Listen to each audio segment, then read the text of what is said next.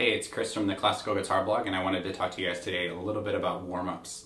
One of the best ways to think about them is just that it's like doing your first lesson every single day that you sit down to practice. So when you think about what you do for your first lesson, or at least what I do with my students for their first lessons, the first thing we talk about is setting up a home position with the right hand. And after that, we start working with how to move your fingers and how to do free stroke with lots of fingers or individual fingers. So what I like to do for warm-ups is I'm going to set up home position, and then to start with we're going to work through each individual finger. And all you're going to do, feel the finger plant, and then come off.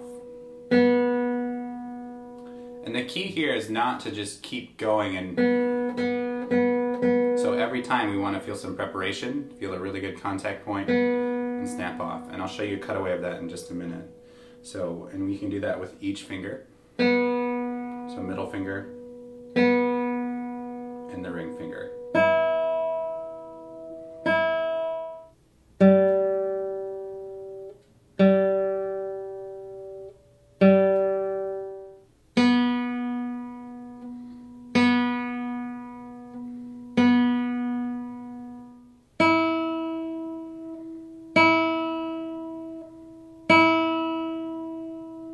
So again, the thing we want to avoid is just doing this like very fast thing that is not really anything other than us playing. So this has two purposes. The first is that it gets our fingers moving to start with, and the second is we're trying to get a really good tone and get that in our ear. So being prepared and pushing the finger into the string before each stroke helps quite a bit. After we've done each finger individually, we're going to start working in pairs.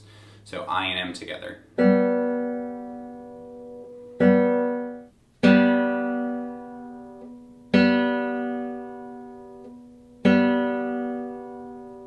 And then M and A.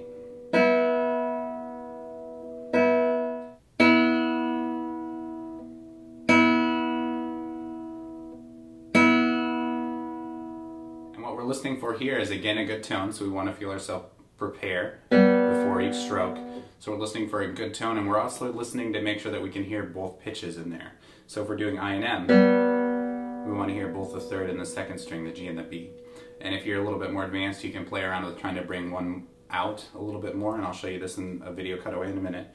But it's just a matter of pressing one finger into the string a little bit harder. So if we want to bring out the third string, we press our first finger into the string a little bit. Same for the second string. Just want to show you a close-up of how to voice, which means that you're going to try to bring out a certain string.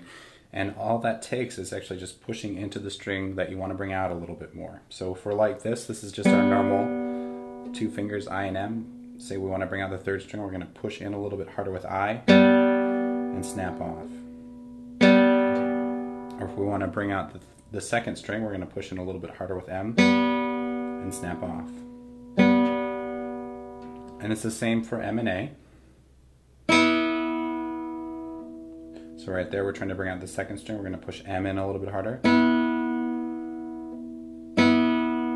Or if we want to bring out the first string, we're going to push A in a little bit harder.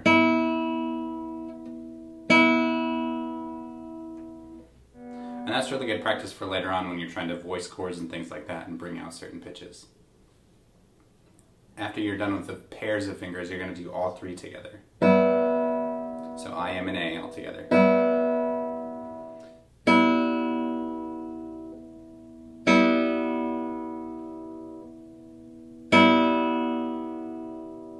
Again, you can press down with individual fingers to bring out different strings. So the first string, or the second string, or the third string. And we're listening for a good tone, so feel prepared before you snap off. And we're listening to hear that, make sure that we can hear each of the pitches in there. Once you're done with the three, then you can use all your fingers together. So we're going to include the thumb in this one, and just snap off like that.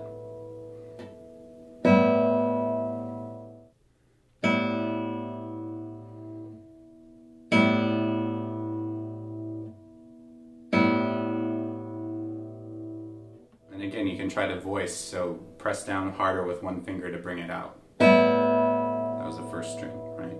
Or the second string. And the key with this one, a lot of people have the tendency to bounce like that.